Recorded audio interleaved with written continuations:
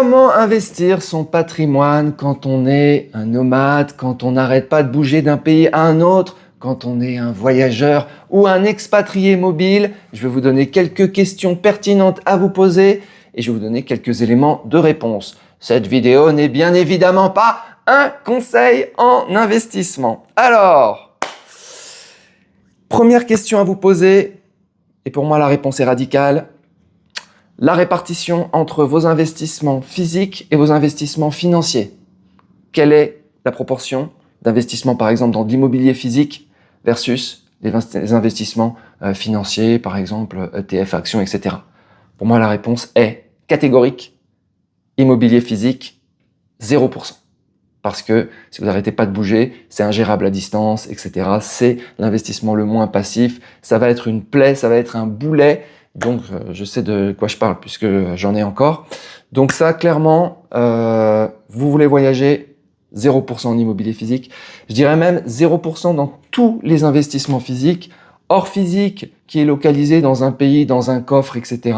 Pareil, 0%, ingérable à distance, impossible de revenir pour le revendre, etc. C'est trop lourd. Donc, oubliez tout. 100% en ligne, 100% financier. Donc ça, c'est réglé. Autre question à vous poser, c'est le pourcentage entre les investissements centralisés versus les investissements décentralisés, c'est-à-dire Bitcoin, actifs tokenisés, etc. Donc là, ça va dépendre de quoi? Ça va dépendre de votre degré de confiance dans les États, dans les banques, dans les brokers, dans le système. Si vous avez une confiance totale dans le système tel qu'il est actuellement, eh bien, ça veut dire par exemple 100% sur des actifs financiers qui sont dans le monde centralisé. Si vous n'avez aucune confiance dans ce système, ça va être 0%, tout simplement. Alors, souvent, ça se situe un petit peu entre les deux. Donc moi, j'ai encore un peu confiance, même beaucoup confiance dans le monde centralisé, puis je viens de ce monde quand même, puisque j'investis depuis déjà très longtemps. Donc, je commence simplement à mettre un petit peu d'argent dans le monde décentralisé, c'est-à-dire du Bitcoin. Et donc, ça va représenter pour moi, aller entre 3-5% de mon patrimoine.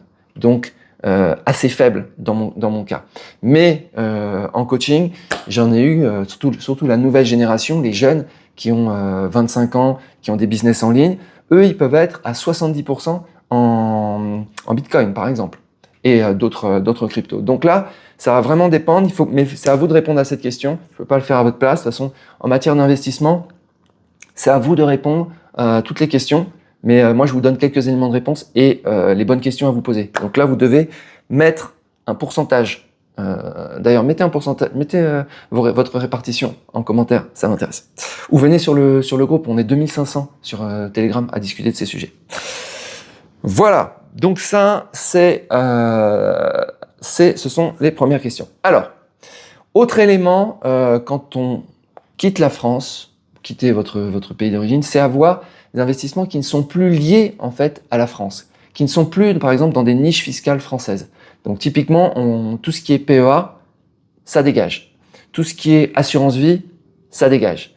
PEL, tout ce que vous voulez, tout ce qui commence par P, tout doit dégager parce que vous n'en avez plus besoin, parce que si vous partez à l'étranger, vous allez tous vos actifs financiers en fait vont être soumis à la fiscalité de votre nouveau pays de résidence fiscale, et donc ça n'a plus aucun sens de bénéficier de ces niches fiscales françaises, puisqu'en général votre pays de résidence fiscale que vous avez choisi, votre nouveau pays d'immigration, il est à 0%, ou en tout cas il ne peut être que inférieur à la fiscalité française.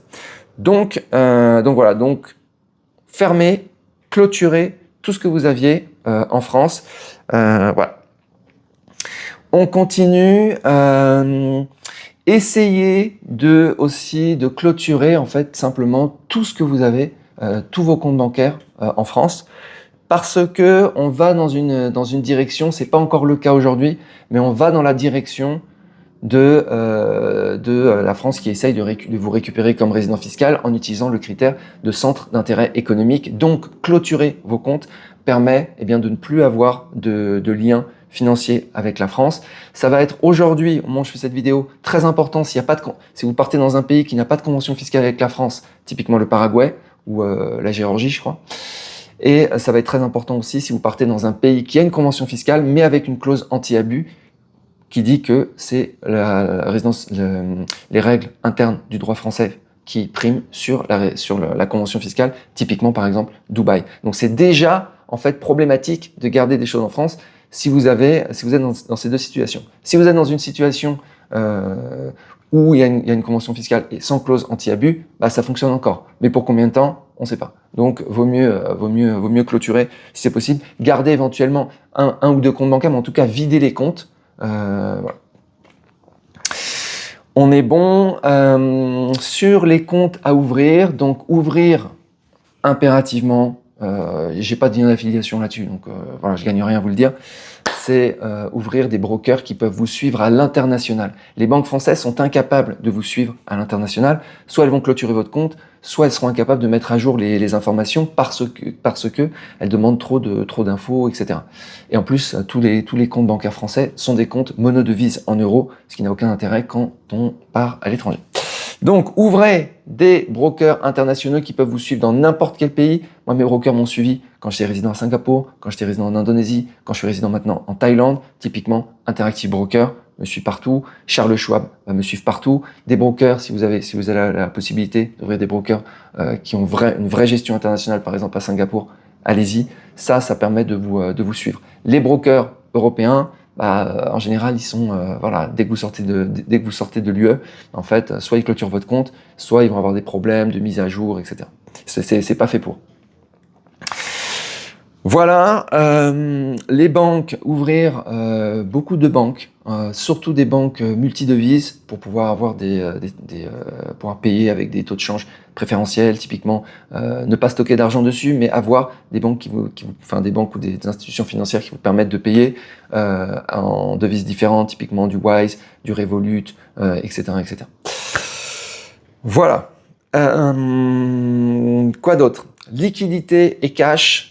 Donc, minimum 1 an de dépenses que vous avez en cash. Je dirais peut-être même 2 ans, ok. Voilà. Alors, ça va dépendre. Soit 1 an, 2 ans, soit 10 à 20% carrément en cash. Donc, être très liquide. Le nomade doit être très liquide. On ne sait jamais ce qui peut arriver. Vous avez un accident, vous devez avancer du cash, etc. C'est pas à ce moment-là que vous allez revendre vos ETF S&P 500 ou vos bitcoins pour pouvoir payer l'hôpital. Faut avancer les frais, même si vous avez une assurance santé internationale, ce que j'ai aussi, souvent faut avancer les frais quand même. Voilà, on continue. Votre devise de référence, si vous changez de pays assez régulièrement, par exemple si vous avez une vie un petit peu comme moi en Asie du Sud-Est ou bien une vie en Amérique latine, Amérique centrale, tout ça, votre devise de référence parce que vous bougez devient le dollar américain. Voilà. Pour la stabilité internationale, en fait. Beaucoup plus stable que l'euro. Et voilà. Donc, changez votre mindset par rapport à ça. Vous ne pensez plus en euros. L'euro devient une devise risquée. Ensuite, les investissements. Donc, on avait dit pas d'IMO physique, pas d'or physique, machin. Qu'est-ce qui reste? Alors, faut vous simplifier la vie. Souvent, les nomades digitaux, ils ont des business en ligne, ils ont autre chose à faire que de gérer leur patrimoine. Si vous êtes... alors là, ça va dépendre. Jeune, vieux. Plus simple, des ETF actions pour participer à la croissance mondiale du marché actions. Et c'est représenté par quoi? C'est représenté par les États-Unis. Oubliez la France, oubliez l'Europe. Regardez simplement, par exemple, en Europe, l'Eurostock 50, les 50 plus grosses sociétés. C'est des sociétés qui sont très vieillissantes. Donc la croissance, clairement, elle est ailleurs. Elle est dans les techs. Okay, donc, elle est aux États-Unis aujourd'hui. On peut pas investir correctement aujourd'hui dans des ETF en Asie, Chine, etc. Ça, Inde, machin. J'ai déjà fait des études là-dessus sur cette chaîne. Donc vous irez regarder pour ceux que ça intéresse. Donc ETF actions américaines. Là, vous avez les indices les plus suivis. S&P 500, 500 plus grosses sociétés aux États-Unis. Le MSCI World, c'est le monde entier. Et monde entier pondéré par les capitalisations, donc principalement américaines. Okay. Et les ETF Nasdaq qui est un autre indice américain, plus orienté tech, que le S&P 500, mais aussi plus volatile. Voilà. Donc en gros, c'est simple. Vous devez choisir dans l'un de ces 3 indices. Sachant que l'indice le plus suivi, c'est le S&P 500, c'est aussi le moins cher, puisqu'il y a une grosse concurrence sur les ETF S&P 500. Et donc, vous allez avoir des frais, par exemple, de 0,03%, alors que sur du MSCI World, ça peut être 2 fois, 3 fois, 5 fois ces frais, par exemple. Voilà. Si vous êtes branché tech, ETF Nasdaq, vous pouvez prendre un mix S&P 500, Nasdaq, MSCI World, sachant qu'il y a des redondances importantes, il y a des overlaps importantes, et que ces 3 indices sont quand même très corrélés. Néanmoins, Nasdaq plus volatile, plus performant au niveau des techs, mais quand les techs sombrent, c'est une cata aussi. Donc, MSCI World, plus stable, il y a plus de répartition géographique, plus importante, etc., etc. Donc voilà, en gros, c'est ces 3 indices. Moi, j'ai fait le choix d'être sur le S&P 500. Voilà. Après, décision, ça c'est des décisions un peu plus, on va dire, mineures. C'est est-ce que vous prenez des ETF capitalisants ou distribuants, ok. Et l'autre, si vous avez la possibilité de prendre des ETF, vous avez la possibilité de prendre des ETF à réplication physique totale, c'est les meilleurs. Partiel, c'est pas mal, mais ça décolle un petit peu de l'indice. Voilà. Et les pires, réplication synthétique, évitez, c'est possible.